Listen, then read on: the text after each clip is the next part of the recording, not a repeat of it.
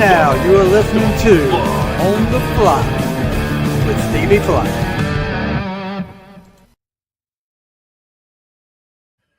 What's up, guys? It's been a long time since I've done an On the Fly show, much less a live one. I think the last time Kyle was with me, we did the one of the watch-alongs on wrestling. But tonight we are totally music here. We're going to talk about we took a little trip last Thursday night, but a week from tonight, we took a little trip down to Roanoke Rapids, North Carolina, to the Weldon Mills Theatre. Got to see a band that I didn't know a whole lot about. I knew some of their songs, but I didn't know a whole lot about. Not as much as these other two guys did, but Blackberry Smoke live at the Weldon Mills Theatre. And with me tonight, making that trip, which we had a plus one on the trip too. She's not with us. She's probably listening in the background. But with us tonight, I'll start off with a guy that's been on the show several times up here with me, Kyle from Grange, Barber. What's up, Kyle? Going on, Stevie. Yeah, it was a good show last Thursday night. A week ago tonight, oddly enough. Yeah, a week ago. And Roanoke Rapids at the Weldon Mills Theatre for Blackberry Smoke. Good crowd. It wasn't sold out, but I'm sure they were happy with the turnout. If they'd have had that on a Saturday, they'd have probably sold that place out. But Blackberry Smoke's more to book on the weekend. By the way, if you're a Blackberry Smoke fan and you're in North Carolina, they just announced this week they're going to be in Wilmington down at Greenfield Lake Amphitheater. So if anybody missed them in Roanoke Rapids or wants to see them again. But, yeah, it was a good show. We'll break it all down in detail as the show goes on. Yep, and joining, making his debut on the fly, a man of many nicknames, Johnny Lake Night, JR, Johnny Stats, Johnny Robertson joining the show tonight. What's up, JR? Wow, what's up, fellas? This is exciting, man. I always wanted to be on, and this is my shot, so I'm happy to be here. Yeah, I mean, that venue to me. Here's the funny thing: I drive down 95 like half the time when I'm coming to Greenville from Virginia.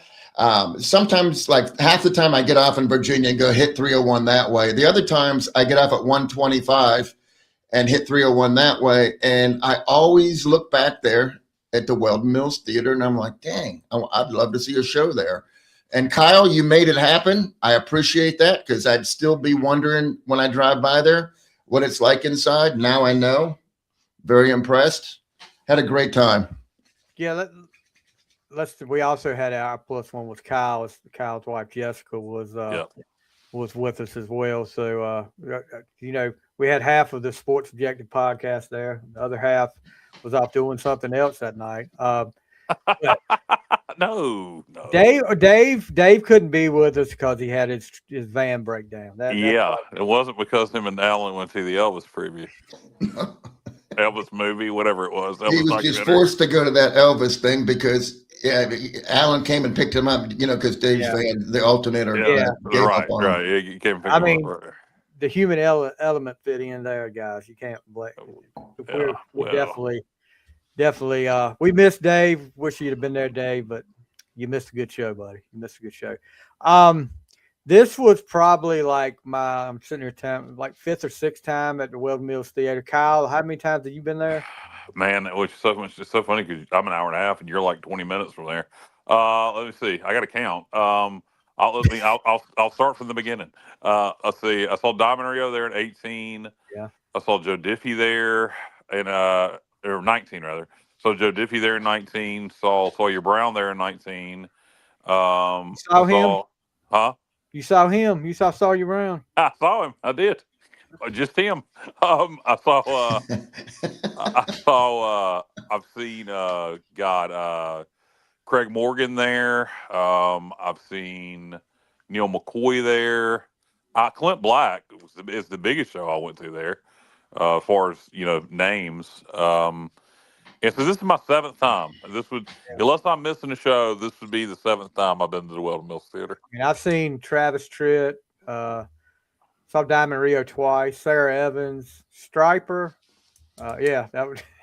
Yeah, I knew you would have to get a little bit of glam rock in there. I don't know, they're not really glam rock, but I knew you had to get something a little harder core. They don't play they don't have a lot of rock bands come. No. They've had 38 Special a couple times, Marshall Tucker. Well, that '80s rock band, like something like Stripe, like hair bands like that. That's pretty much the only time I've seen one out there, unless I'm mistaken. Oh. I'll say this. Well, 38 Specials from the '80s, but not in that hair band. No, I'm a little surprised they haven't had. Well, God, he's having health problems now, ain't he? But help me out. For who? Poison lead singer. Oh, Poison. Brett Michaels. Isn't he having health issues?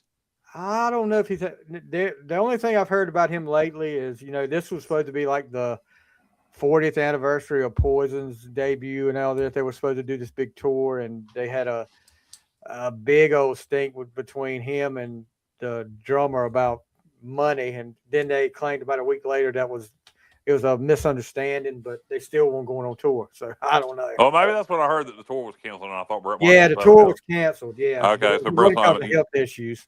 Yeah, I know Brett played. Speaking of shows in this area, Brett played up in Currituck. Yeah, that new theater they've opened there. Yeah.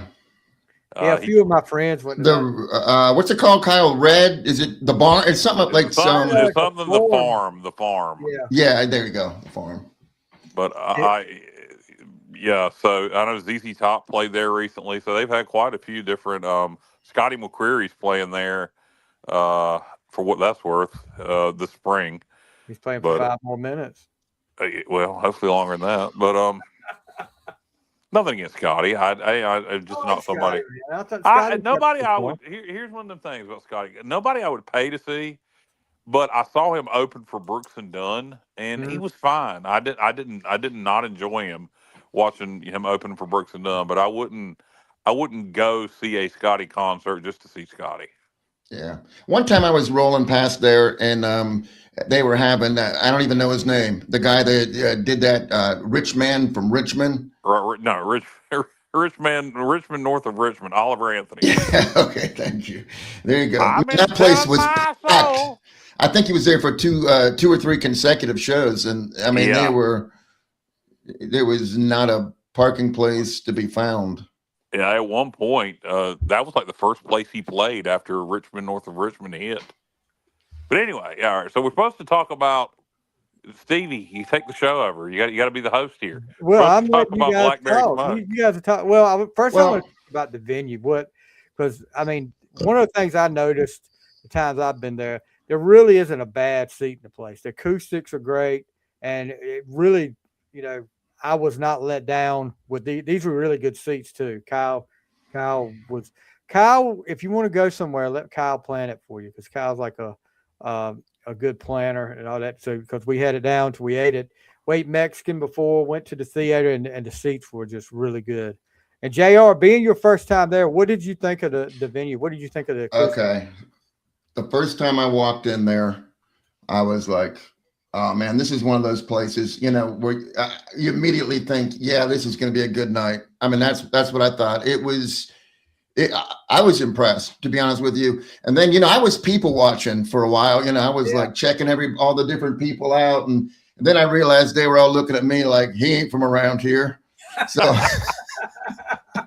So I decided just to keep to myself. And no, we had a great time. The seats were awesome. It was close enough to the stage where, I mean, you could see facial expressions. I mean, you could see every interaction of the band, and you could also see the cloud from the vape, all the vapes that were going. You could see like them ascending towards the spotlights and perfect, like symmetrical form. Yeah, and in hindsight, I really wish I'd have brought my vape with me, but the venue is great. It's a great looking venue. Randy Parton, you can say what you will about him. He did a good job. Him and his people designing that venue. And it's taken years for it to really get off the ground. The acoustics are good. The acoustics are great, as a matter of fact. The lighting is good. The theater looks great. It's got a great lobby, concession stands. You can hang out in there. The night of their, I've never done it, but they turn it into kind of the lobby into like a little club after the shows. It's actually really smart. When you're walking out. They do it every show. It's smart because it's an opportunity to sell more alcohol.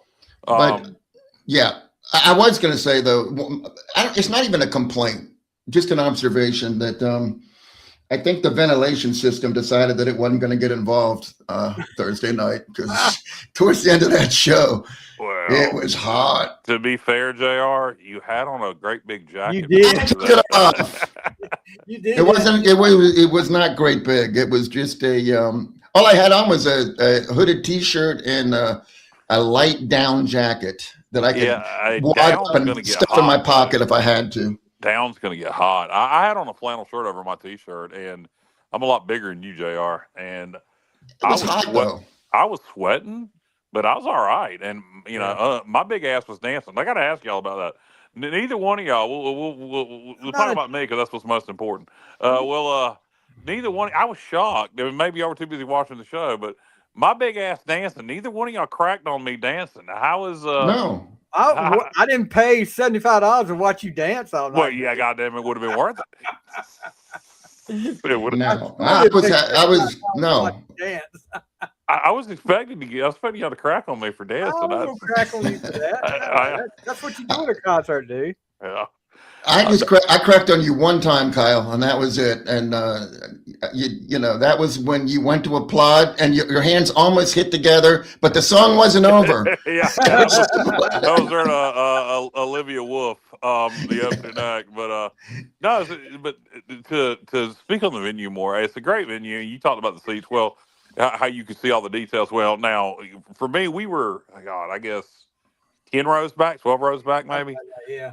And so for y'all can see all the details. For me, I could see good enough, but not every little detail like y'all could because I have vision issues. Yeah. But definitely could see good enough. The stage is very well lit.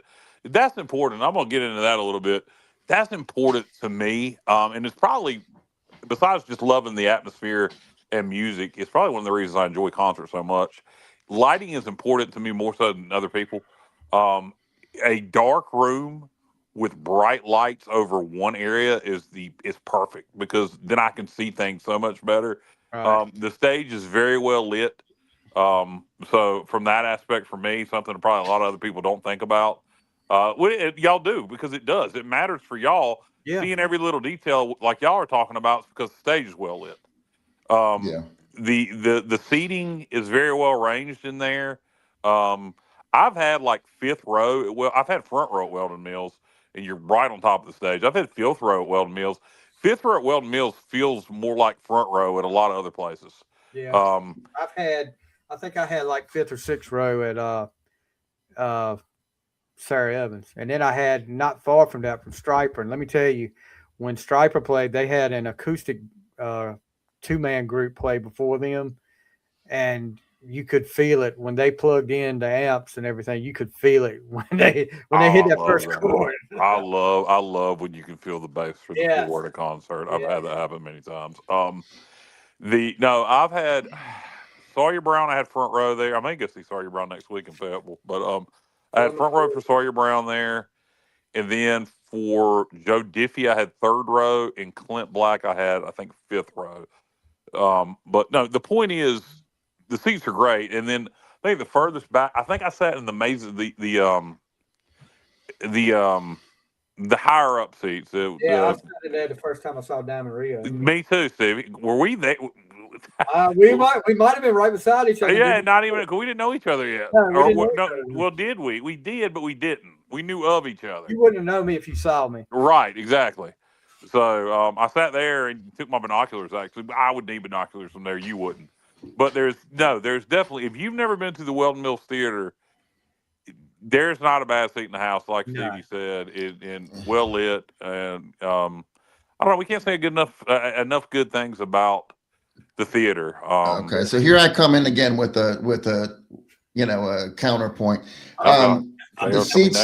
The seats were much better than I thought they were, but really seats in that place are just like a concept. With a high energy band like that, first of all, we had the two girls that were like, it's like they approached every song like it was the encore. They were just going crazy all night long. And someone asked me, did did they affect your view? I said, no, they enhanced it. It was awesome. But except for, everybody stood the whole show. So really, if you were sitting down, you were going to miss something. But Stevie happened to be behind the tallest guy in Halifax County. Shortest guy in the world behind the tallest guy in Halifax County. Yeah. And then finally, Stevie got a change of sight, though, because the guy took his hoodie off, and then Stevie could look at his T-shirt instead of looking at his hoodie. Well, honestly, there was enough leg room. Stevie could have moved to the left or right a little bit. He did. I'm just being funny, but he did. But I'll tell Stevie, JR, honestly, I have been to 7 shows there. That is the first and only show where people have stood the whole time. Okay, that says something for Blackberry Smoke. Yeah, everybody I've seen there has been 90s country acts, except for Blackberry Smoke. I would say the second most people stood was probably Sawyer Brown. But like even Clint Black, there was not a lot of standing. A lot of that for a lot of the 90s country acts, a lot of people traveled for Blackberry Smoke, but for a lot of the 90s country acts that are there, you get a lot of local Northeastern North Carolina and, folks that are my age or older. It's not a young crowd there lots of times. Well, the Striper concert, people stood most of the time, but with a high energy band, you're gonna see a lot of people like that. But them girls, them ladies were. Me and JR were watching them. One of them one time. She was fading. It was a part in the show. We counted her out, Kyle. We were like, okay, we knew this was going to happen. I saw her sitting down. Yeah. She ran to energy. Her head was going too. Yeah. And I was like, me and JR looked at, she's getting ready to go. Well, but it's like she changed her batteries or something because she jumped back up a few. Oh, they started playing her up because they got kind of mellow there for a couple of songs. And then they hit an upbeat song, and all of a sudden, there she's at it again. I'm gonna tell you guys, I wish y'all would have been actually in Roanoke Rapids at Carolina Crossroads at the amphitheater for me.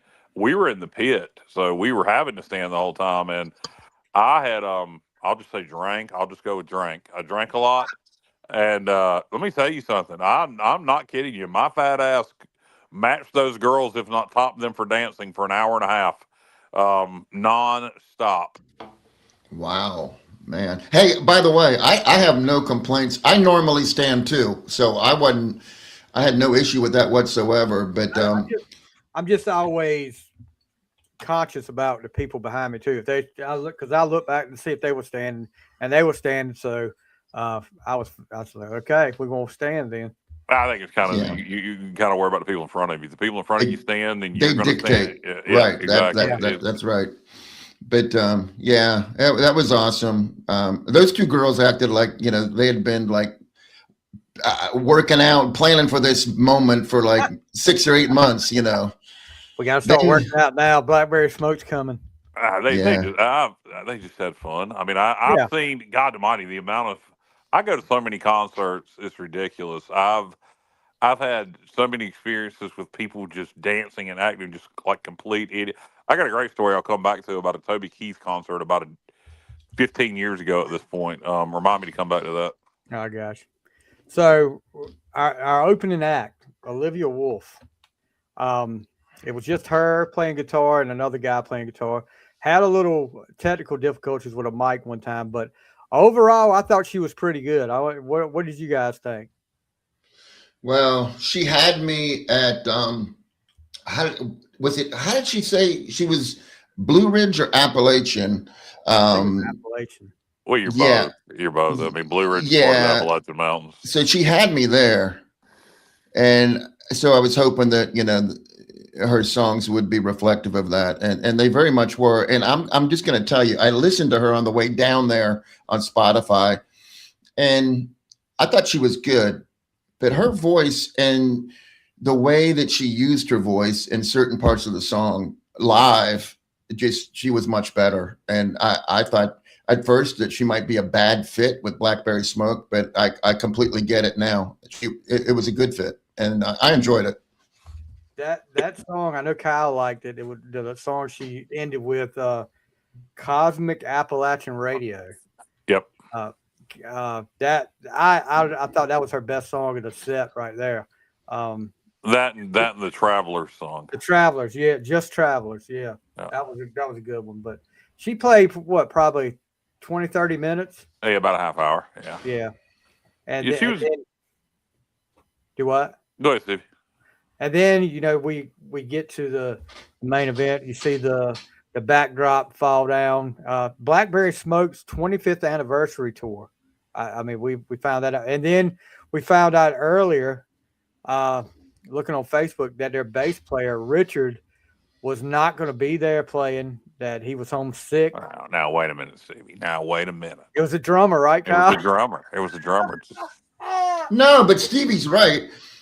Now, the drummer, that's a whole nother story. Yeah. But the bass player did miss the show because it was we know. okay. You're going. You're remember the guy a couple rows in front of us when we were talking about it?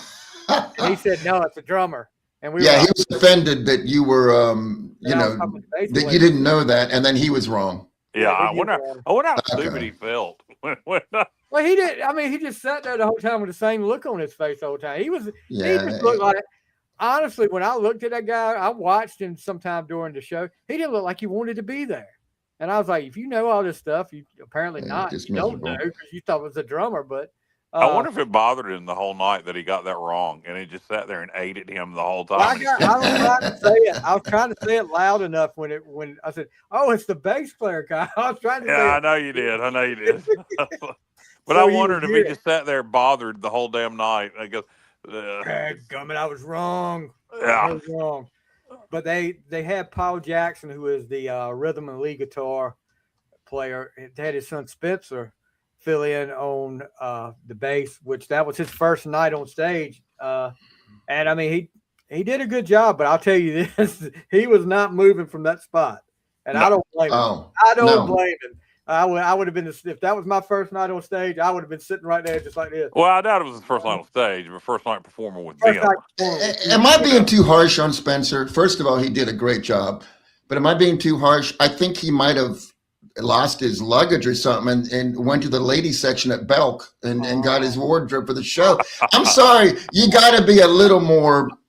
I mean, I honestly at first I wasn't sure if it was even a dude. I couldn't tell. And I'm sorry if that sounds wrong, but I felt like he had on like women's slacks and like a blouse.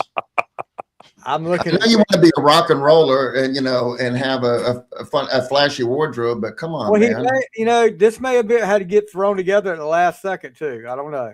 So I don't know. I just feel like he doesn't own jeans and a t-shirt. I mean, I'm giving him 10 on. I'll give him a 9 on performance and a 1 on wardrobe. By the way, I hate the word blouse. And well, that's what it is though, because that why I use the word blouse, because it has to be feminine. That's a woman. A woman wears a blouse. There's no dude wearing a blouse. Your mom wears a blouse. No. Hey, wait a minute. No. You're not going to see any. You're not going to see. Your mom wears a blouse, dude. You're not going to see any women like 40s or younger calling a shirt a blouse. Yeah, that's. Blouse. I don't think I've ever heard my wife use the term blouse one time in her life. I was just trying to think of the most feminine term I could think of, and that's what came up. I hate it. I hate the term blouse. I cannot stand it. Hey, Kyle. Sorry. I can't believe you're not at Weldon Mills tonight because Maddie and Tay are playing tonight. I wouldn't kick a hog in the ass to see Maddie and Tay. I can tell. What's up? Give me a Maddie and Tay song. I don't know. I don't know who they are. I've never heard of them. Oh, I know who they are. They're a duo. They're a You're better than me. But I don't know any of theirs. Do they sing? Wait a minute now. Hold on. The tequila song? Do they do that? Do they do a song about tequila? I'll look up. I had 22. No, that's Paul Coffin. No. Are they the ones that do? All right. Here's some of their top. Hold on. Wait a minute. Don't tell me, Stevie. Do they sing the song? It's something. God Almighty. It's like Girl in a Country Song. Yeah, that's one I'm missing. Okay, yeah, I know they are. But what are their other big hits? Die from a Broken Heart, Fly, Friends Don't, Every Night, Every Morning, Strangers, Heart They Didn't Break, and I'll end it with Shut Up and Fish. I just know Girl in Country song. Besides that, which is a clever little song. Yeah. It's, if you've never heard it, Maddie and Tay are talking about how all these guys that write these songs about girls and country songs now, they're all it's you just have to listen to the song. Anyway, it was during the bro country era. But anyway, they suck. So we're not holding anything back here. Speaking of songs list, what was your guys? What was y'all's favorite? What was your favorite song that Blackberry Smoke played? Ooh, I'll tell you what. Going into it, I knew a few songs. I knew their hits, and I'd listened to it a little bit. But I'm gonna tell y'all this: the songs were so much better live. Yep. To me, one of them I really enjoyed was "Waiting for the Thunder." Yeah, that was great live. That was great live. And another one, "Pretty Little Lie." That was good. Old Scarecrow at the end. Yeah, Old Scarecrow was great. That was great. I of course enjoyed Azalea. What was the song? What's that funny about that? Because I kept asking. Vidalia. Yeah, Vidalia. Yeah, it's what JR heard about you. You saying Vidalia? Yeah, Sammy Kershaw. Azalea was great. What was the song they did that they did the medley with? That Pink they went Houses? Into, huh? When Pink Houses came in? No, with the Beatles song. Oh yeah, they did. Oh boy, I'm not a big Beatles guy, but that was pretty good. Was it during the encore? I don't know. No, it was not during the encore. They played one of their songs, and then in the middle of it, I almost thought they were done with the song, and then went into was it Come Together? Yeah, because the lyrics, you were getting into the lyrics because they were. Yeah, it was definitely Come Together. Was it What You No Good? And then they went back into whatever. Huh? It was near the end of the set, the regular set. Yes, yeah. They but I don't remember what song they were playing of theirs that they medleyed would Come Together. Stevie, don't you have the set list? I do, and I'm trying to figure out which, but it doesn't say, that they did a Beatles medley on it. It doesn't have Come Together by the Beatles up there? No, Okay, well, because I guess because it was in the middle of the one song, they just like you said, Kyle. Yeah, but I don't remember the what ones because I think it was after Azalea. Sounds right. The ones after that is Ain't Got the Blues, Run Away from It All, What You No Good. It won't One Horse Town. No, or the Old Scarecrow. So it had to be one of those three, I think. And One Horse Town was good. Yes, that's a great song. That's one of my favorite songs by them. They were great. If it's hard to say hits because they don't get radio play. I think, Waiting on the Thunder might have got some radio play, but I would say their biggest One Horse Town was the song that I've heard the most by them. Waiting on Thunder, Azalea, Good One Coming On. Well, we knew they were going to open with Good. Well, they almost had to do that. Those are the songs by them that you hear the most. It's weird. I go see a lot of acts like this, and I think you do too, JR. It's weird in this day and age where you say their most popular songs are hits, but it's based on how many streams they get because they don't get any radio play. I would say 6 Ways to Sunday is another one that. Yeah, that's a good one. Yeah, but what's crazy to me, just in general, is the amount of people, particularly our age, that still just know stuff just from the radio. Like, if somebody isn't played on the radio, they don't have an effing clue who they are. And it just boggles my mind that in 2026, there are still people like that. Yeah. Oh, how about Hammer and the Nail? That was awesome. Yeah. Yeah. I can honestly tell you guys, I don't know when the last time I've actually turned the radio in my car on. But Me most of neither, the time Stevie. when I Me go to neither. work, I'm listening to either a podcast or I'm listening to something on my Apple Music. Yep. And I mean, Jessica, I'll get in the truck, and Jessica might have the radio on, and then I'll immediately turn it down until I'll stream something off my phone, off Apple Music, because I'm not. Modern mainstream radio is horrible. Yes, cookie cutter stations now, dude. They're programmed. It's not like the old days when you had like you could call the radio station and request a song. They didn't have WRDU. I mean, everybody remembers that the hard rock station. They would play stuff that was out of the norm. It wasn't just the singles that were released. It was stuff that you want, deep cuts. They would play it on there. But now, talking to some friends of mine that I asked one, it's been a couple years ago. I was like, did they just give y'all certain ones you got to play? He was like, yeah, pretty much. It's like, and that's where I got it from. It's cookie cutter radio stations. Well, there's always been a bit of that. It depends on the station. Oh, there always was. Back in the old days, it really wasn't. I mean, when I was coming up, you could request something and they would play it. I mean, it wasn't. Yeah, but you still had top 40 radio. You had songs in rotation. But I can tell you in the '90s, with country radio, WRNS 95.1, for example, in Eastern North Carolina, everybody knows what 95.1 WRNS is, but they would play. It would be top 40 country. It would whatever the top 40 songs were. They would divert a little bit and play hits from the past. But then there was a station out of the Outer Banks called Dixie 105.7. They're still around, but they're cookie cutter. But in the '90s, Dixie 105.7 would play the most off the wall stuff. I mean, stuff that didn't get any radio play anywhere else. It was great. I loved it, and unfortunately, that doesn't exist in mainstream radio anymore. But thankfully, you don't need mainstream radio anymore. Right. You can find stuff online. I mean, you take I saw today Cole Wessel is coming to Wilmington and playing Live Oak. The same Cole Wessel's never had one radio hit, but he's playing the same amphitheater that Jelly Roll and Darius Rucker's playing this summer.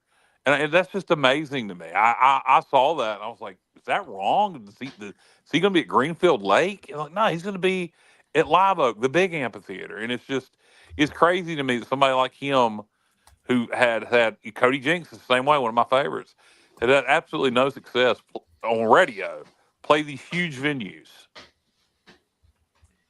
Yeah. I mean, and it's getting to be that way too, Kyle, because a lot of these places are looking at, not radio play as much anymore as looking at your streaming, your streams or what you're doing on YouTube. Also, and I would suggest Weldon Mills Theatre do this more.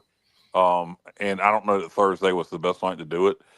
There are bands like Blackberry Smoke, like Cody Jinks, like Cole Wessel, where people travel. They have cult-like fan bases, and they will travel to see them. Oh yeah. And Roanoke Rapids is only going to get so many locals to come out because it's just, and I say locals, I'm talking about, Williamston to Elizabeth City.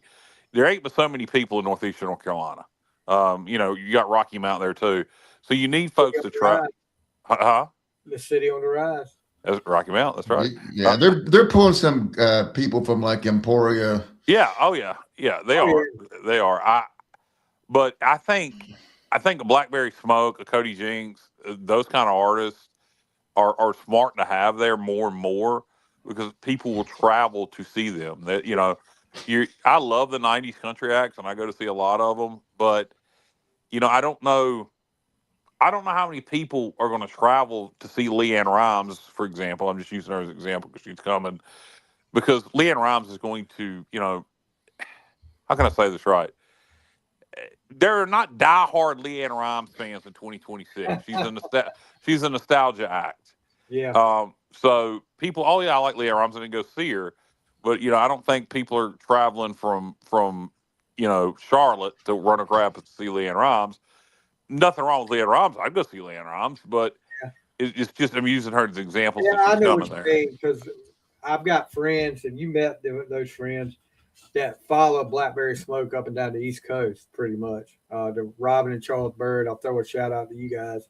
But yeah, they were when they heard I was going to a Blackberry Smoke concert, they were like, "Oh God, you're gonna love it! You're gonna love it!" And I was like, "Oh, I know you'd say that because you've probably been to freaking half the tour."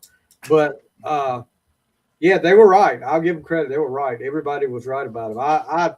I became a big fan of Blackberry Smoke. One of the guys that I really was impressed with was Paul Jackson. Yeah. I mean, I'm always one. I go against the grain. Probably my favorite member of Van Halen was Michael Anthony, and that was just because Michael Anthony could do those harmonies, and Paul Jackson was the one doing the harmonies on some of those songs. Nothing against the other guys, but he stood out to me.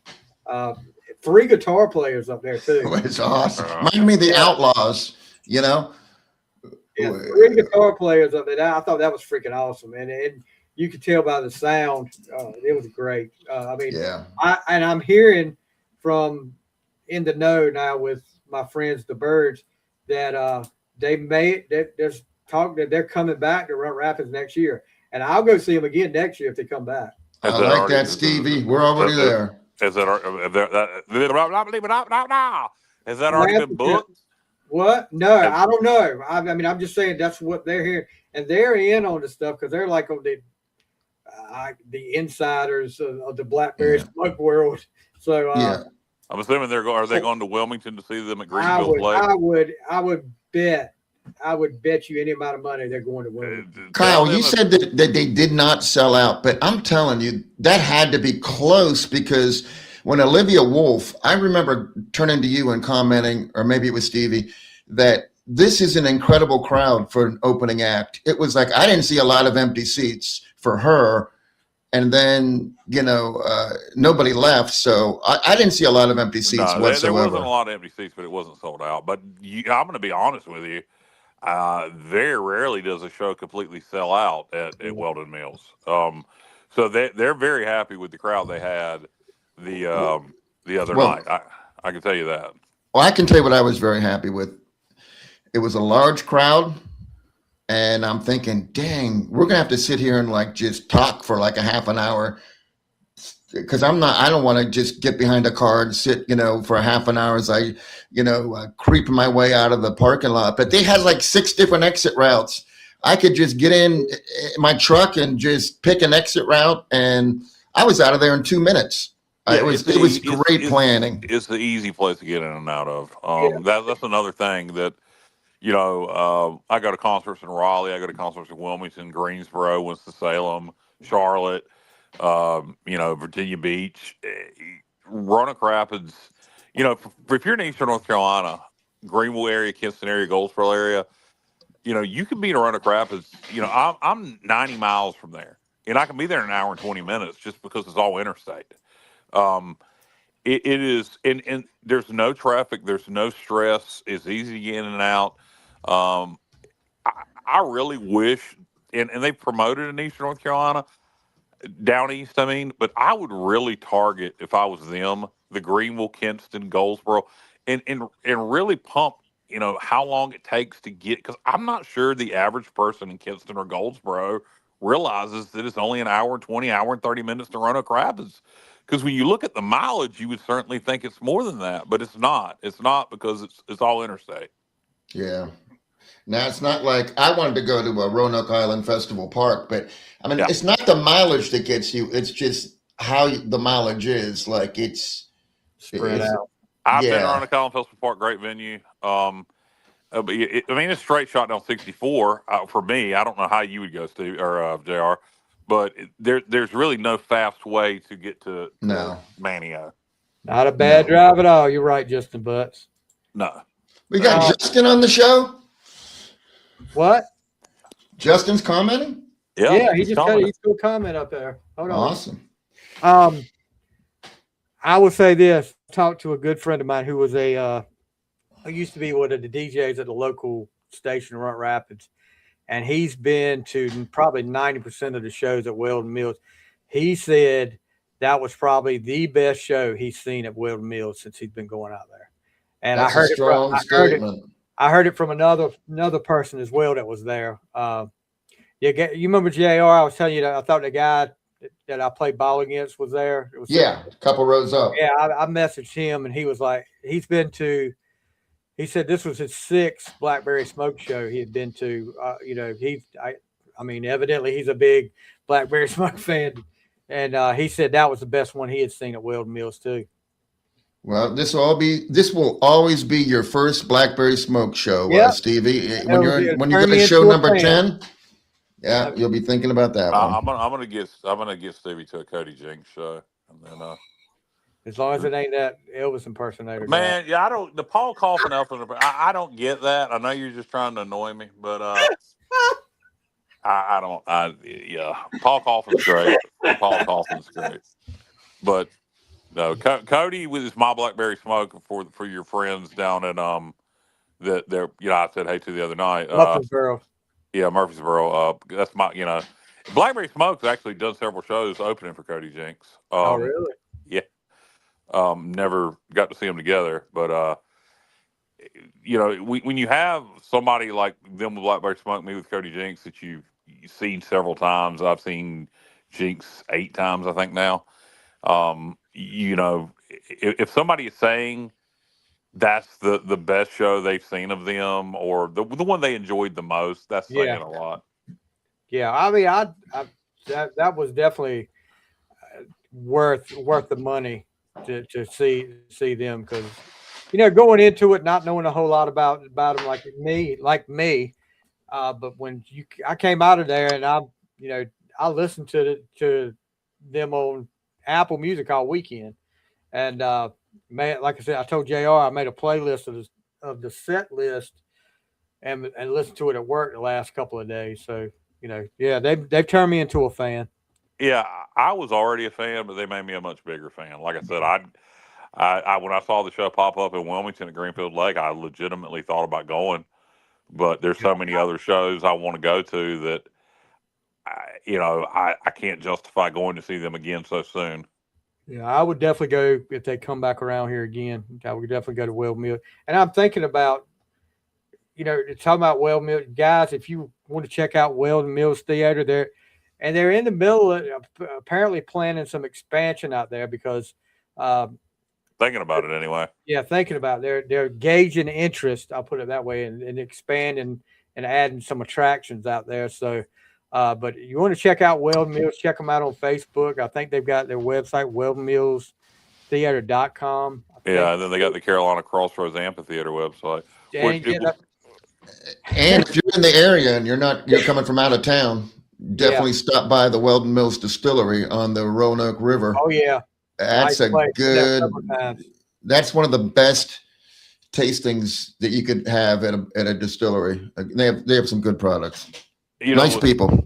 What's hysterical to me is when you go to the Weldon Mills Theatre website, it pops up there in big bold print for you to check out what's going on at Carolina's Crossroad Amphitheater and gives you the link for their website.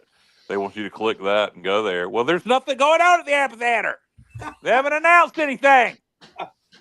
Kyle is ready. Backstory on this: they made a post in January. Yeah, about in the middle of January. Yeah, a big name coming to the Carolina Crossroads Theater. July 24th.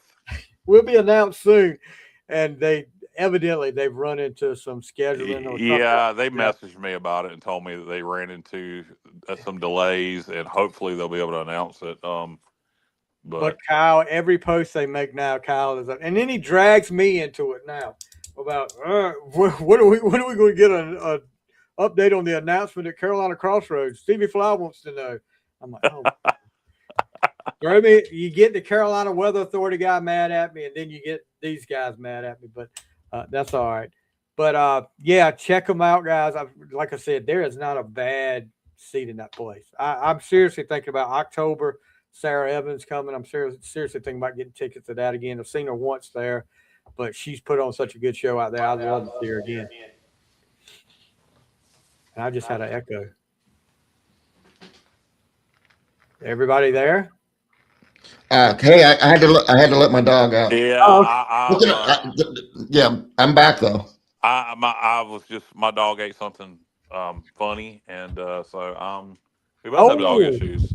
So I'm sitting here having to make sure she's okay because Jessica's busy doing something. So I'm in charge of babysitting the dog here. But let me see. We got some likes up here on the stream. Justin Butts, Wanda Burke, Darlene Keel Jones, and Heels Bevins give us some likes tonight.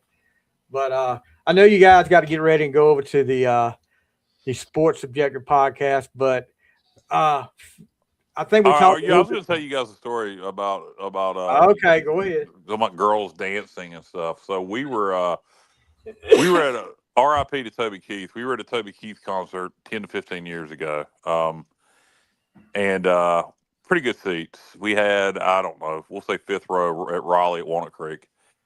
And so there was this girl dancing. I mean, dancing her ass off. And she just wandered up out of nowhere. I don't know where she came from, but she was just standing in front of me dancing her ass off, dancing her ass off, dancing her ass off. And just could not stop dancing and shaking. And was standing right in front of me, like I said, at fifth row. I don't know where she wandered up from. And kept on, kept on, kept on. And she asked me if it was okay if she stood. I said, yes, fine. Because I wasn't going to tell this attractive young female that you couldn't shake your ass right in front of me. So she kept on, kept on, kept on. And this girl taps my wife on the shoulder and says, if you don't tell that bitch to move out in front of your man, I will for you. Oh. So it keeps on, it keeps on. Finally, security comes to get her because this girl is drunk and she's just wandered up from somewhere. And she sits in my lap and just acts like, I don't know. And if my wife was the wrong one, Jessica was just laughing at this point. But the girl sits in my lap, which I don't know what that was going to do for security. Clearly, she wasn't supposed to be there because that wasn't her. My lap was not her seat. Protect me, Kyle. Yeah. So this time, her boyfriend comes wandering up, and I'm like, oh Jesus Christ! Oh. But thank God he realized she was drunk and I wasn't the problem. So yeah, that was the story. Just talking about drunk dancing girls at concerts. That was the story. That's it. No dramatic ending. He got her and drug her off. So before we get out of here, I know we talked about it a little bit, but what was your favorite song of the whole night? Okay. Got to pick one. Yeah, go ahead, Kyle, because I got a pair of mine down. Well, Kyle's is probably Azalea. I mean, that was the one I was looking forward to the most. Yeah. But I really enjoyed singing along with One Horse Town. Yeah, Shut up, Stevie. Waiting for the Thunder was really good live. If you're gonna make me pick one, I'm gonna just go with Azalea because it was the one I was looking forward to the most. But like I say, I was a Blackberry Smoke fan, a casual Blackberry Smoke fan going in, and now they made me see. Whenever you see somebody live and they make you a bigger fan, exactly. They did a hell of a job. Yeah. So like Paul Coffin did with Jessica, Stevie. Okay. Yeah. Okay, for me, I'm gonna say they have off their first CD.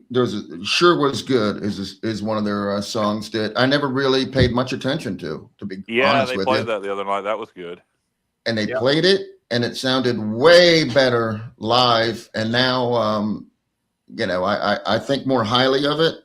One Horse Town was one that I liked, but wasn't, in my top of the, my list. But I thought they did that really, really well. It is way more country than most of their other stuff. Yeah, I think that's why I liked it. And then, oh boy, Ain't Much Left of Me, I thought was awesome. Yeah, I was trying to compare them to somebody from my dad. I ended up playing them some of their music. He liked them, but if you had to compare them to somebody like a band from the 70s, who would you compare them to? I was thinking about it earlier, and Kyle, I mean, I know you probably won't agree with me, and I guess it was because with the Southern rock and with the piano, because the guy that was playing the piano, he could play some freaking piano out there too, and it added to it. I mean, they're not. I mean, they're not that, but it's got a Skinner kick to it. Well, yeah, I don't get Skinner from them at all. I get why you would say that. Yeah. What I came up with was Bad Company meets Marshall Tucker. Well, you know what? You all mentioned 3 bands, and they do a cover from every one of those bands. Yeah. That's the funny thing. Because I thought they were going to do the Skinner cover. They'd done it the night before, that Poison Whiskey, but they changed it to Jailbreak. I think they're pretty diverse, and they can sound like different bands. I can see some Allman Brothers in them sometimes. Yeah. Some of that. The 3 lead guitarists, remind me of the Outlaws a little bit, and then when they get more country, it's more like Marshall Tucker. But and coincidentally enough, they did a Capricorn sessions where they did a lot of those Allman Brothers, Marshall Tucker, those people that were on that label, but they didn't play any of them in Roanoke Rapids. They just have, they have so much of their stuff to play. I think they only did 2 covers, that's fine with me. But I would have liked to hear something from the Capricorn because they do them really, really well. Yeah, I don't like for anybody to do more than 3 or 4 covers, so 2 is perfectly fine with me. Well, they played on that Bad Company tribute album too. I don't know if you guys saw that. Oh yeah, Running with the Pack is the best version of that song that I've ever heard. But Paul Rogers is a guest. Like he's doing the harmonies in that song. But yeah, that was really good because I remember going back and listening to that again this weekend too. And so you've heard that, Stevie, Running with the Pack? Yeah, it's awesome, isn't it? I love some Bad Company now. I do. Yeah, that's a great that version of it is really, really good. All right, I got to go let my dog back in. All right, guys. Well, we're going to get out. I know you guys got to head over to the Sports Objective. I'm taking the night off from that. After 4 nights live this week, I'm taking the night off from that one. All right. Well, I'm going to catch. I subscribe soon. I'll get notifications. I'll check in every now and then when you do future shows. We'll have you on again, JR. We'll have you on again for sure. All right. Appreciate it, Stevie. Right. Appreciate it, Kyle. Kyle, thank you for joining in, Kyle. Absolutely. Get the funny dog straight. And yeah, JR JR's gone. JR really had to let that dog out. Maybe a minute. I need to make sure my dog's okay here. But well, I hope the dog's okay. So, if she ain't what I think she ain't, she'll be okay. Maybe an adventure. Wow. Anyway.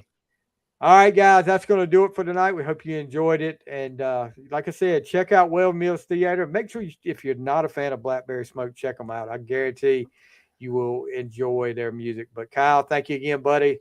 We'll see you next time on The Fly.